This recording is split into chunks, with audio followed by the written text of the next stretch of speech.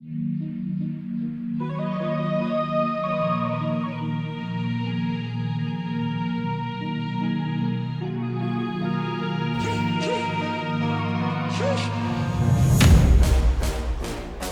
is up, everyone? Welcome to the Edge DFS. I'm Tyson Smith, joined by Ellie Hernandez. Ellie, we're both back in our homes here. It's nice to be back home. And NBA's back. That was nice last night, wasn't it? Yeah, absolutely, dude. I'm so excited for NBA. It's so much more fun, right? You can get into better contest selection. It's really great for building your bankroll, dude. Like getting into the 3, 5, and 7-man contests and playing cash games in NBA. I think that's where I really started to gain a lot of momentum last year, and just really establishing my bankroll. And for us,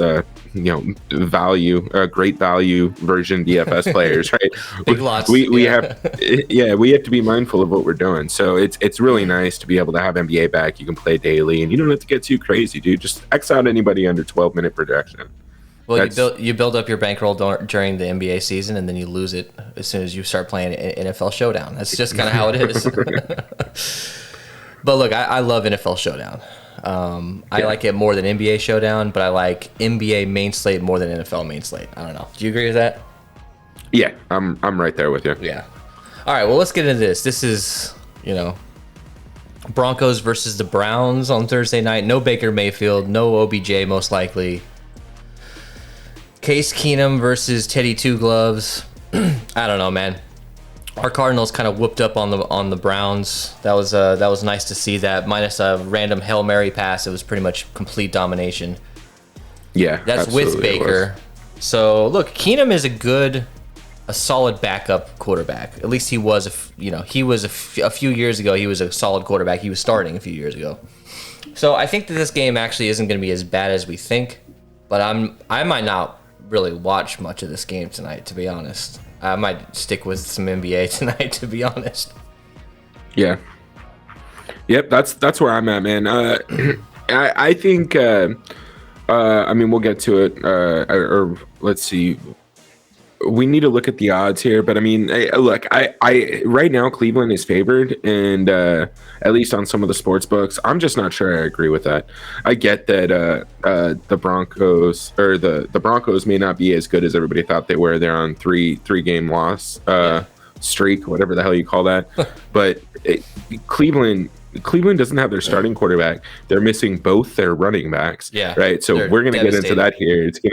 It's going to be a nightmare there. Are they still missing 2 of their starting tackles? Like, people are sleeping on the Denver defense. The Denver defense is what makes them good. So I just don't know if that there actually might be money to be made on this money line here. I agree with you, man. So. I think the Broncos can win this game.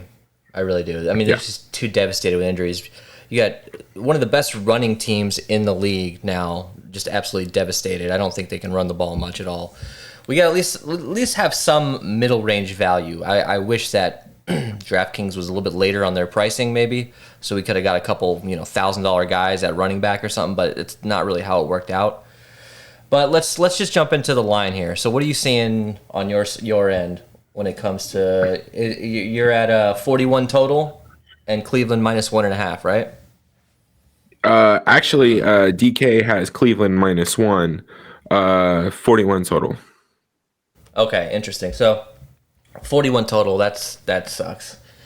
So we might see some kickers, we might see some defenses. We might want to increase those. I know we usually don't like playing those, but we might have to think about it tonight when we're seeing a 41 total. And another interesting thing, it looks like there's going to be a little bit of rain tonight. So, we've seen some weather games here where the rain has kind of affected things. I don't know how heavy it's going to be, but just keep an eye on that. That could increase the run game. That could decrease some of the kicking game. So just keep an eye on that. All right, so let's go over to injuries here. So a decent amount to talk about. Nick Chubb obviously out. Baker Mayfield out. Kareem Hunt out. ODB.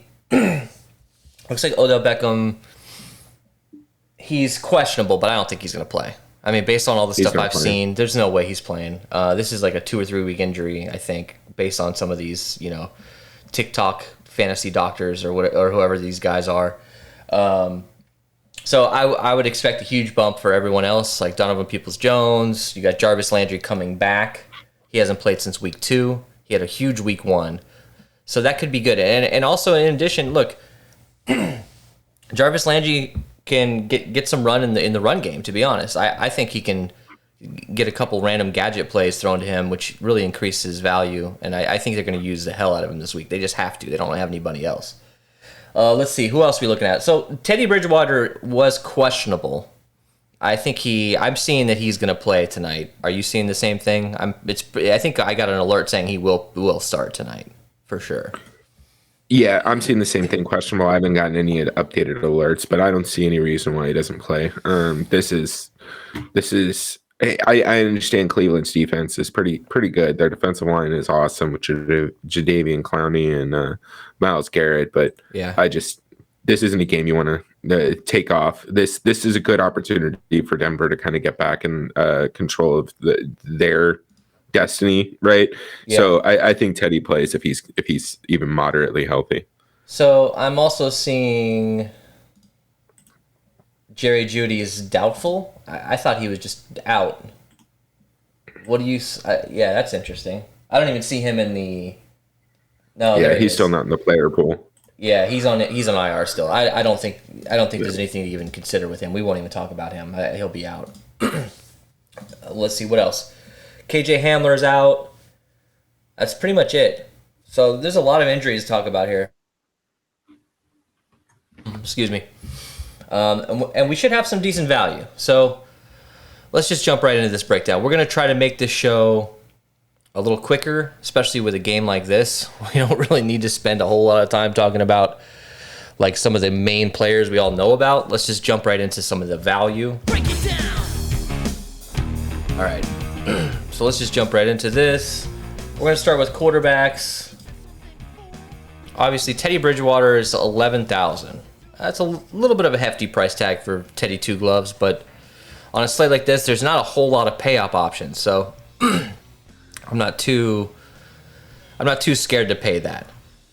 Case Keenum is 9,400. Look, Case Keenum at 9,400. I love Case Keenum at 9,400. I mean, am I crazy?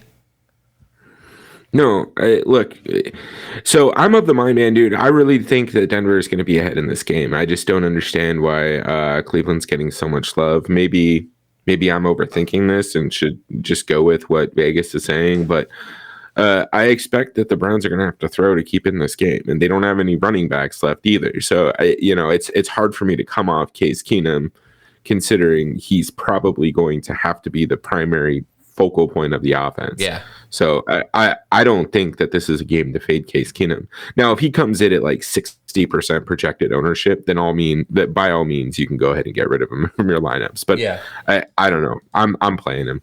Yeah, I don't mind Case Keenum. He's one of the better backups. I mean, I use Ben DiNucci as sort of the bar when it comes to salary, and we were seeing Ben DiNucci at like 9,200. So if he's around that price tag, I have no problem playing Case Keenum at 9,400. That's a good price for a quarterback. All right, so Teddy Two Gloves. Look, do we have to force both these quarterbacks in a 41 total? Does that make you more inclined to get them in because there's not going to be a ton of points and they're most likely going to be involved in those points? Or does that make you say, you know what, I don't need them. I don't need them this time around?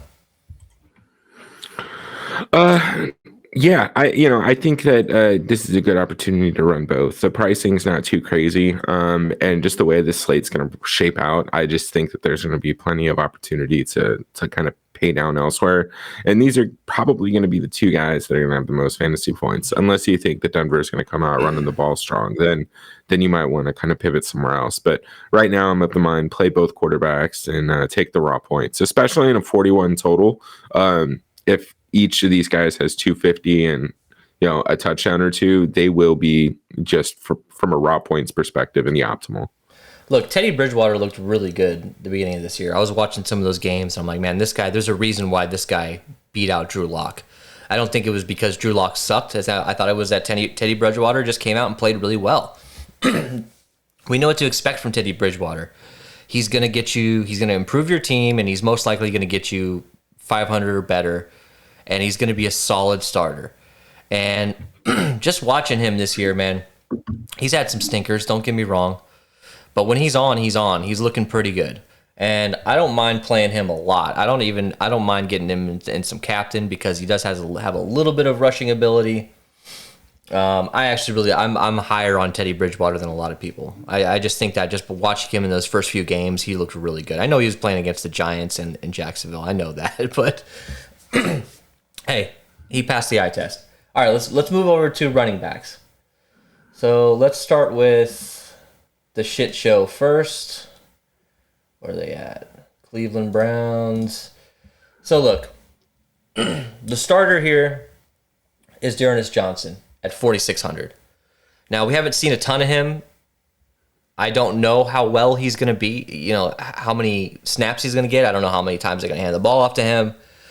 He could get 10 carries and get 5 yards. I don't know what's going to happen with these running backs. Demetric Felton is a dynamic guy who can, get some receptions out of the backfield. I personally think Felton might be the better option here. There's really not a whole lot of salary saving here. This is 4,600 versus 5K for Felton. I don't know. What do you think? What do you think for both of these running backs? Who's your favorite? Obviously, or Dearness Johnson's gonna be chalk. He's gonna be 50% owned probably. Yeah. I don't mind Dearness Johnson. I think both guys are going to get involved in the offense just because there's nobody else to do it, right? But I think I'm kind of leaning a little bit more to Demetric Felton. His price being $400 more is going to cause people to come off of him, and he's going to get a little bit more run in the pass game. So I think that he'll have the opportunity to get some targets in addition to some carries.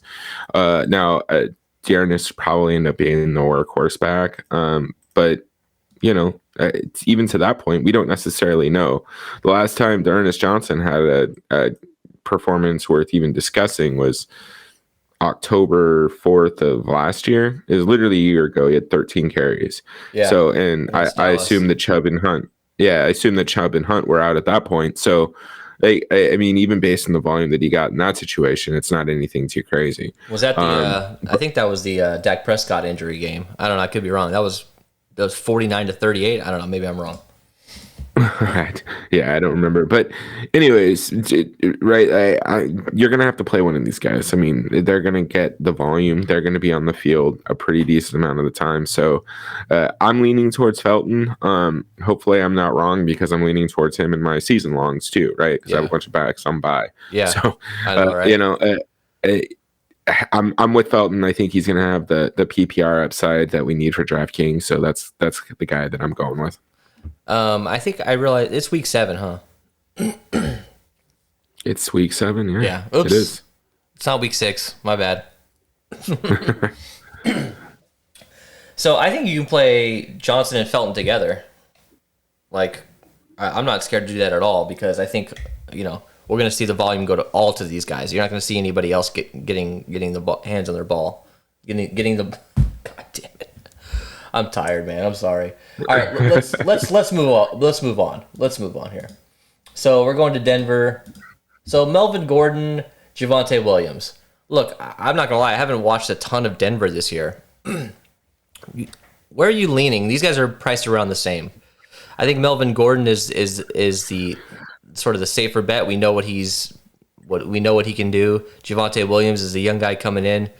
Who's your favorite guy here? I think they're going to be right around the same price. Same ownership, and they're going to be right around the same projection. So where do we go?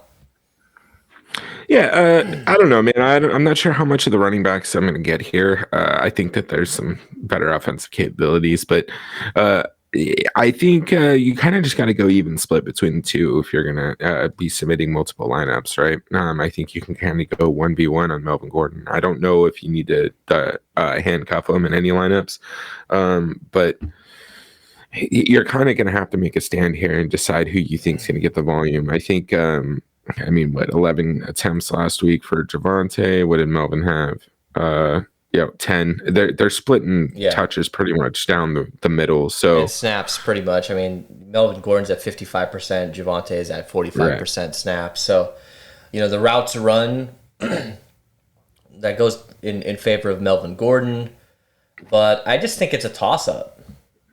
I just think I might just kind of avoid them altogether because I know that Cleveland does have a pretty decent rush defense. But it might be one of those things where you don't play them together, make a rule not to play them together, and just crank the randomness and see where you land. I don't know. That might be what I do. Yeah, and I mean, look, I think Javonte Williams, I think he has a lot of potential. I don't think he's been necessarily utilized appropriately or just given enough run. But I mean, his yards per carry this season are pretty nice. I mean, he's probably close to the 4.5 to 5 range, and he's getting a decent amount of volume. Looks like he's getting 3 targets per game. Yeah, you can pretty much bank on that. Yeah, so I don't know, man. I don't mind Javonte Williams, and if we're gonna save a little bit of money going with him, I'm fine. But I'll probably favor whoever comes in lowest owned. Yeah, I think they're both going to be right around under 30%. People aren't going to know where to go. I think it's going to be, if you get it right, you can really get a lot of leverage. So let's move over to wide receivers here. So Cortland Sutton is at 10K. He's probably one of these the highest pay up guys you can go for. And at 10K, I mean, I don't mind it. What are your thoughts on Tim Patrick and Cortland Sutton? Tim Patrick's at 7,600. There's really only 2 guys to really talk about here. Yeah, I like Cortland Sutton a lot. I think that the pricing is favorable to be able to play him. Yeah. So obviously I'm going to prioritize him more than I am Tim Patrick or any of these other guys. Now and I mean, that being said, right, 14 targets, 11 targets. This dude was hurt one of the weeks where he had 12 targets or 8 targets too, and he still put up numbers, right? So Cortland Sutton's a beast. I like him a lot. But Tim Patrick, he's been coming to his own. Looks like Teddy Bridgewater wants to get him involved, and he's averaging, looks like, about 6-7 targets a game as well. He had a touchdown last week. Yeah. And the week before, he had 16 fantasy points without a touchdown. So, I definitely think both guys are in play. Again, I think it's just going to come where you're comfortable with your pricing. You're going to have a little bit of money left over, I think, on today's slate. So if that's the case, I think you're probably going to want to go Cortland Sutton, but I don't mind playing Tim Patrick either. So Kendall Hinton at 2K. You got John Smokey Brown, which, by the way, has he done? I know he got released in the offseason, I believe, right, from the Bills. I didn't even really realize it was actually the Raiders. He requested a release from the Raiders. Yes, I'm sorry. He was on the Raiders. My bad. Bills. My bad. That's the last time he's really done anything. I don't think that he's really gotten any run. I mean, look, it doesn't even look like he's really played. So, any interest in any of these flyers down here at $200? David Moore. I mean, these are guys that we've heard their names before, but they're not really producing for this team. But with all the injuries, I don't know. What do you think about any of these $200 guys? You gonna play any of these, or is it better just to go with the Kendall Hinton at 2K? Yeah, I'd rather just play Kendall Hinton at 2K. John Brown, I think he was just elevated from the practice squad or whatever you call it. Yeah. So I don't even know if he's had time to run with them. It's so random seeing all these veterans being on the practice squad. You just don't see that usually. Like Le'Veon Bell elevated from the practice squad. What? Well, I think they changed the practice squad rules because of the 17-game season and the COVID stuff. So I think they allowed a little bit more veteran presence there. I don't remember. Got it. All right. So you got to go heavy Cortland Sutton here, right? 10K? Yes, 10K. All right. Let's move over to Denver wide receivers. Oh, I'm sorry. Cleveland wide receivers.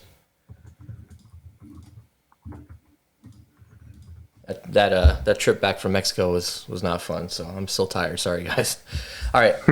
Odell Beckham, 6,800, not going to play. I'm going to uncheck him. Let's get him out of here. The rare chance that he does play, I'm still not going to touch him because, that seems like a pretty serious injury that I don't want to mess with.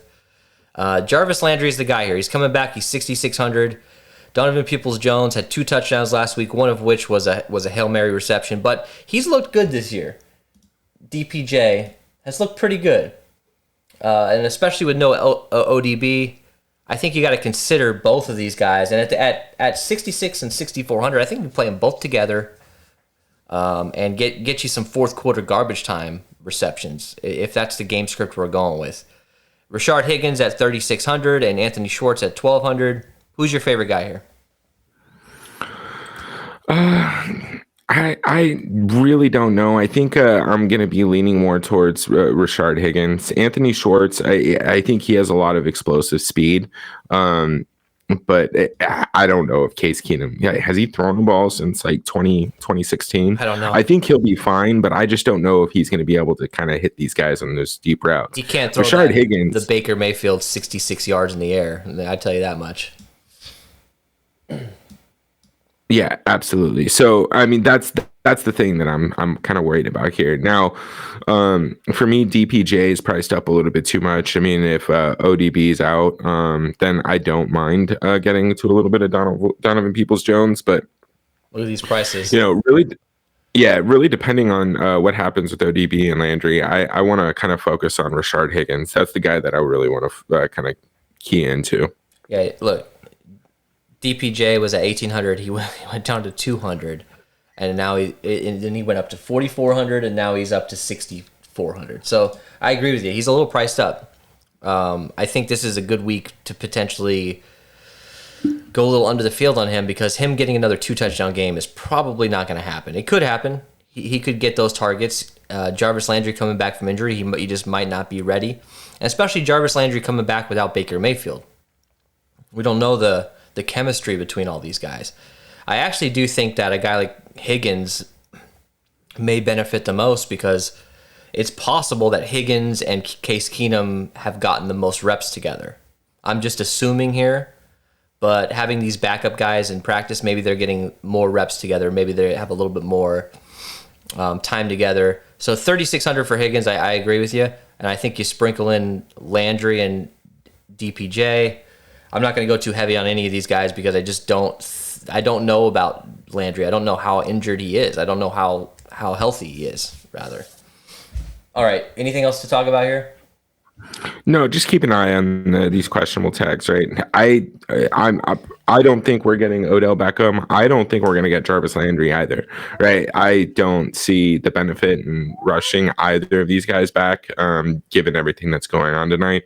I'm not saying that the Browns are going to throw this game away, but they've lost half their squad in the past week and a half. Like, it's not worth losing ODB because you want him to play with Case Keenum really badly. Yeah, Jarvis Landry, the official word is he's expected to be activated off of IR. So keep an eye on this. There's nothing been official yet, but expected could mean anything. So tight ends. This is our favorite part of the show. Austin Hooper at 3,800. David Njoku at 5,400. Remember when David Njoku was like a $200 guy? Like, I think he was like at the beginning of this year or last year, he was a nobody. Even though we knew he was good, but he was dealing with a lot of injuries. I mean, look, 30-point game. He had 7 receptions for 150 yards and a touchdown. I think you have to always consider that happening with Njoku. He's one of these guys that I think he's a good captain option, because he's either going to go off or he's going to suck. So I'd rather just have the lineups that he goes off, have him in captain. He's 5,400. Do you like him or Austin Hooper at 3,800? I've got to lean towards Austin Hooper at 3,800. I mean, candidly, the tight end that I'm looking for isn't coming from this side of the ball. Yeah. The issue with Cleveland is that they have 3 tight ends that can all get run, and that's a little scary for me. Right. So, Njoku and Hooper are both starting tight ends. So I think that it kind of mucks up the water a little bit there, and that's why I lean a little bit more towards Hooper. But Njoku does have the big playability, and I don't know, man. Like, I think that he's viable if you like him. I just am not a fan against the Denver defense. I think I'd rather just go to the other side of the ball for the tight ends. Look, Harrison Bryant at 200, that is I don't mind that at all. Now these games where he had 8 points, or he had almost 9 fantasy points. So you get a guy at 200 with 9 fantasy points, that might, and a 41 total, that might be enough to put you over the top. But I don't know for sure week 2 when he had that if both of the other tight ends were healthy. So look into it a little bit, dive into it. I personally think Harrison Bryant is a good punt option. He's one of the first 200. He's one of the first guys under 1,000 that I would consider playing on this slate. There's just not a lot of those really cheap options to look at. Let's move over to the other side. Noah Fant, 8,200. Look, I love Noah Fant. I don't think he wasn't really, in best ball and season long at the beginning of the year, he wasn't too popular. I think people were a little nervous with him, but 8,200 for Noah Fant. I think this guy, look at that, 24 fantasy points last week. He had 16 fantasy. He would have had more. If he would have got his 3 more yards, he would have got the 100-yard bonus too. Exactly. So. Look at these targets. I mean, 10 and 11. I know he's got some off games here. But if you get a guy that has 13 fantasy points in a game like this, that might be enough. He might not have to score a touchdown in this game. He might get you 6-7 receptions for 50, 60 yards, and that might be enough. So you're gonna go heavy with Noah Fant, 8,200? Yes. Good captain option, obviously. Yeah, look, man, I mean, Noah Fant's he's a beast, man. I love my tight ends. I love my tight ends. A captain. He's a big dude. Big dude. Yeah, this is a good opportunity for him too. I mean, Cleveland's defense is beat up. I think that this is a good spot for Noah Fant, man. I mean, look at the amount of targets that he's been getting too. 11, and then he had 4 against Pittsburgh, 10 against Baltimore. Like, I definitely think there's a lot of volume that he can end up getting, and if maybe Teddy doesn't want to scramble around. He starts getting some quick dump off passes to his tight ends, on some quick outs or something. So I just think that this is a good opportunity for Noah Fant. Denver's offense is by no means Arizona, but we saw what the Cardinals did to the Browns last week. It kind of exposed them. If if Denver's watching film, they're probably going to try to expose the same things. So let's look at kickers here. So we've got Brandon McManus at 4,200 and Chase McLaughlin at 4K. Kickers are priced up a little bit on this slate, I'm assuming because of the total. We got to go a little heavier with kickers, right? I mean, you got a backup quarterback with and 2 offenses that just aren't amazing. You got to assume that maybe you're looking at 2 or 3 field goal attempts in this game for each of these guys. These teams stall out in the red zone. They're not going to, especially with Cleveland. I think Cleveland's just going to take what they can get points wise. Yeah, man. I agree with you. We've talked about this a couple times though on some of these showdown slates. We need to be careful about what happens with like Chase McLaughlin, for example, right? We don't know what kind of offense is going to come out for Cleveland.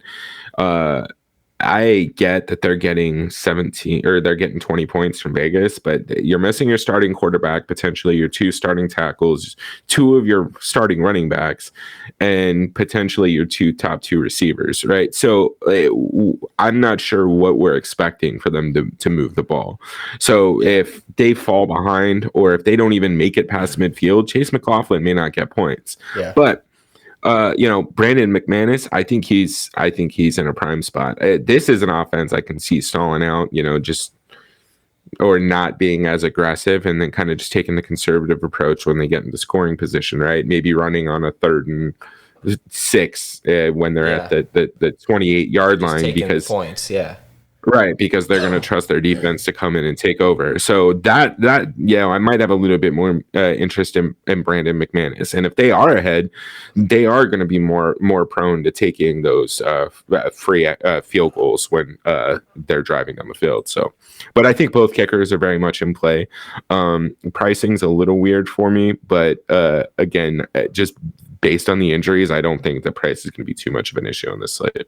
All right, so defense, Browns defense. These defenses are well priced here. 3,200 for the Browns and 3,400 for the Broncos. I think we're going to end up with a lot of opportunities, as we build here in a second, we're going to be in that last position where it's like, okay, do we want to go defense? Do we want to go kicker? And I think that fits well for this game script. Browns at 3,200, Broncos 3,400. I mean, you got to consider the Broncos here going against a backup quarterback, a guy who hasn't really played consistently in a few years, right? I'm sorry, man. Say that again. Broncos defense. I mean, we got to consider playing Broncos defense in this game, right? Yeah, absolutely. So, I mean, just the initial projections that I'm seeing here, I find it odd, again, that the Browns are getting so much love in their defense. Yeah. And I'm of the mind that I think the Broncos are going to be in play. Again, it's Case Keenum. Rattle through the injuries. You check that question, that injury report as we get closer to lock, and you're probably going to be more comfortable playing them. Honestly, I might even be more comfortable playing the Broncos defense than I would Chase McLaughlin or one of the kickers. Yeah.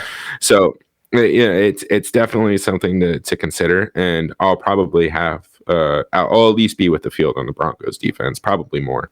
And you could play Case Keenum and the Broncos defense in the same lineup. There's nothing wrong with that. We've said this before. Right.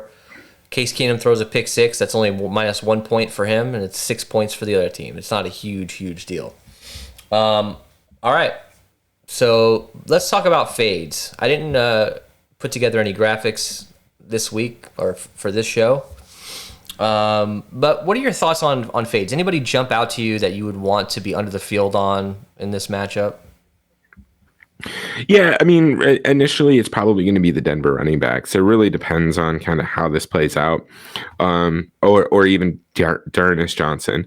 Those are really the three guys that I'm going to be paying close attention to when it comes to kind of an ownership projection. I really don't know how much of them that I want. So those are really the three guys that I'm targeting. It's going to be the running games for both teams. I think you can pivot from Johnson to Demetric Felton. And that's there's still good upside there. I don't mind fading Johnson a little bit because he's just so unknown. There's nothing guaranteed about him, especially for a team that we think is probably going to be down. And that the game script just moves the needle towards Felton a little bit more because he can catch the ball out of the backfield a little bit better. All right, so captain wise. Now, if you want to crown them, then crown their ass. All right, so thoughts on captain crowning their ass. When it comes to tournaments, what are your thoughts here? I'm gonna let everybody I'm gonna surprise everybody on the show right now. Noah Fant. He's priced nicely. I don't think you need to pay up for Cortland Sutton at captain, which is, by the way, isn't a terrible option if you want to. And I'm just not a big fan of quarterbacks at captain. I think that sets up primely for Noah Fant. And as long as he's not 25% projected at the captain spot, I think we'll be good. I like a tight end for captain, but not what you're thinking. I actually like Njoku. Oh, there you go.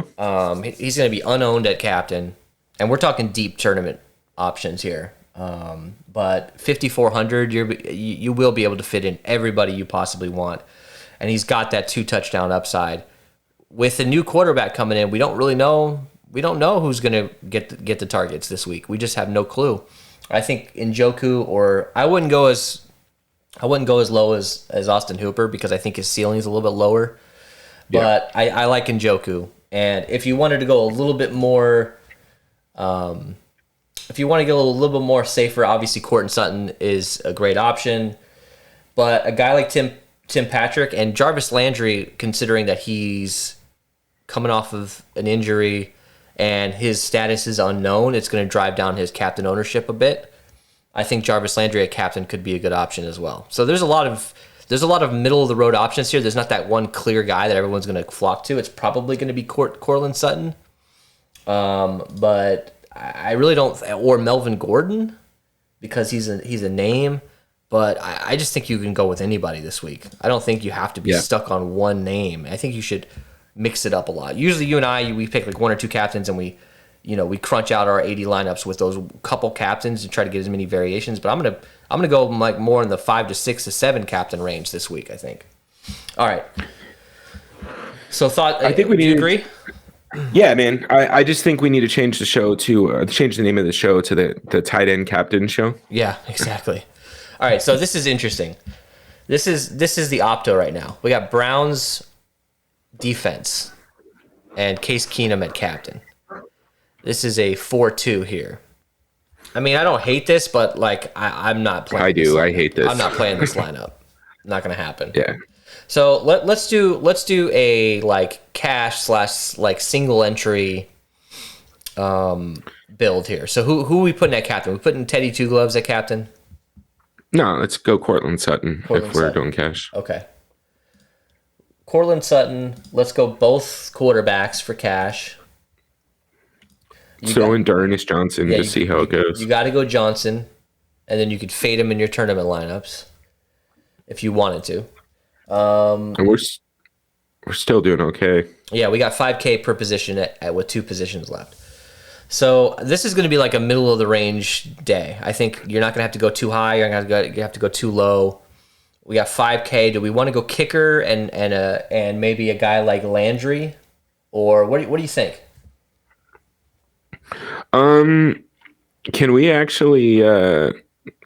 I mean, I don't hate Njoku. And then what does that give us left over? I think that's a kicker. Yeah, it's a kicker. Brandon McManus. Yeah, McManus or whoever you want here, pretty much. You go McManus or McLaughlin. Let's be a little safer, all right? I love Njoku, trust me.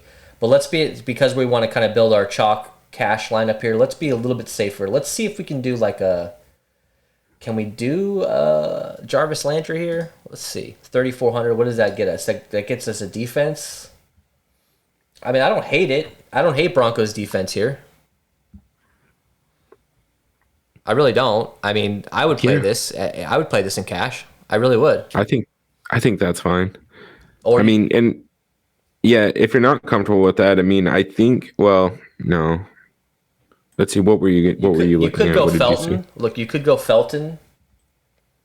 And then leave a little bit on the table for a McManus. I don't think it's. But here's the interesting thing, is I think we have the salary. We could try this as well. We could switch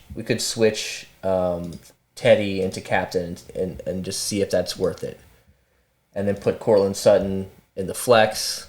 That leaves us with 4,500. So that actually leaves us with something more. So we can get Brandon McManus here, and we can get the same lineup. Just we leave less on the table. So Teddy Two Gloves or Cortland Sutton. I think you can do either of these guys for cash.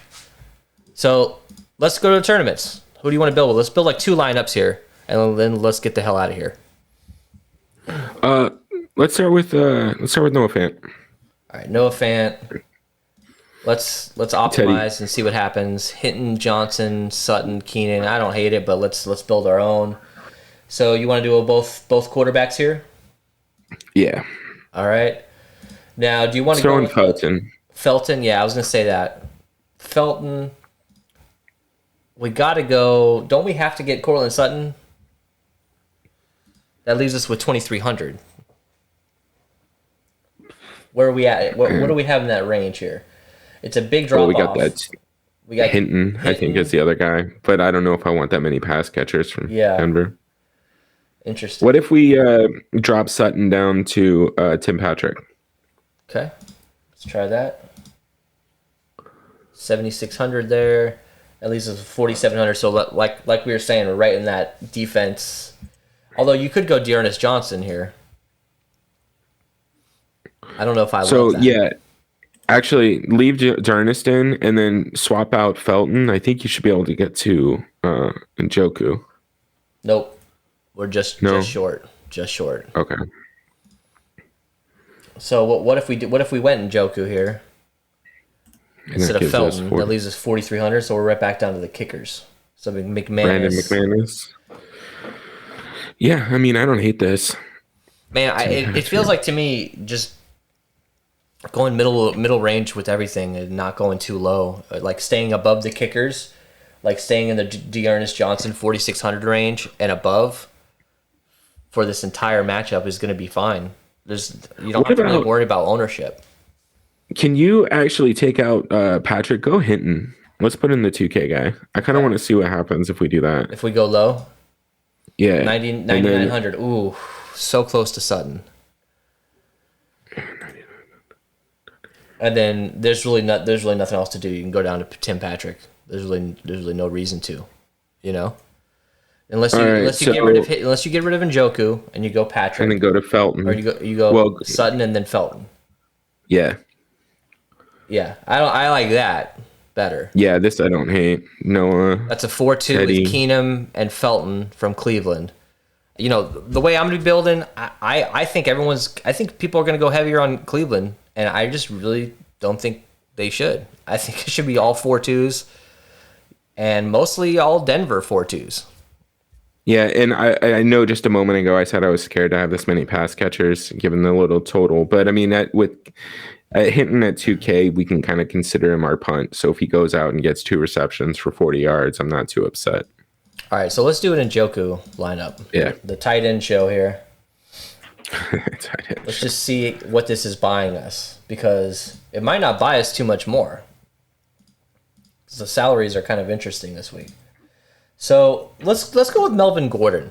We've got to get some Melvin Gordon in here. We haven't even touched Javonte Williams, so we could do either of those guys. We could just kind of swap them out. But we want to go Cortland Sutton. We want to go Noah Fant in the flex. We got $7K per position here. Plenty of salary to work with. What do you think? Let's go with Sutton. Okay. Cortland Sutton, 4,100, right down in the kicker area. Back down to the kickers. I'm telling you, it's going to be kickers and defense in this area. What I want to do is I just want to I want to either go way below that, or I want to go in the 5K range, or 4,600, or 4,800 range, or whatever it is. So I'm just, let's get away from, let's go from Gordon. Let's go from Gordon to Javonte Williams here. That buys us a little bit more salary. Can we get up there yet? Nope. D'Ernest Johnson is 4,600 still. What if we go Tim Patrick over Sutton? Okay. 7,600. It leaves us with 6,900 remaining. Nice. So you got Odell or Jarvis? So you got Jarvis, yeah. What is this doing for us? This is a 3-3. I don't hate it. Oh no, it's a 4-2. Yeah. I don't know, man. No, it's 3-3. Teddy, Javonte, Tim. Sorry, I'm blind. Njoku, Case. Yeah, I don't hate this, man. I think that so the interesting thing about Landry is he may get pass attempts. He played quarterback in was it high school or college? Everybody knows that. He always gets these weird lefty touchdowns. So I think he might be a viable play, especially at 6,600. I don't hate this lineup, man. So hit us up in the Discord, guys. Share the video. We appreciate it. Subscribe. We'll be back for Sunday Night Football. Let's get a prediction here. Let's get a score prediction from you, and let's get a low-owned guy you think can score. I hit the Ebron the other day. It wasn't a receiving touchdown, but hey, I'll count it. So final score here. I'm gonna go 20-13. Denver. I'm going 30-10. Denver. I think this is an ass whooping. My lone guy that's getting a touchdown, I think, is Demetrius Felton. Danny, whatever his name is. Danny Felton. Felton. Yeah, Dean. Backup running back. Considering, let me just make sure that I'm accurate here. Njoku is going to be 10% owned probably, so there's my guy. I think there's my guy there. If he's that low owned, I think that counts, right? Yeah, absolutely. All right, thanks a lot, guys. Appreciate it. We will see you for Sunday Night Football.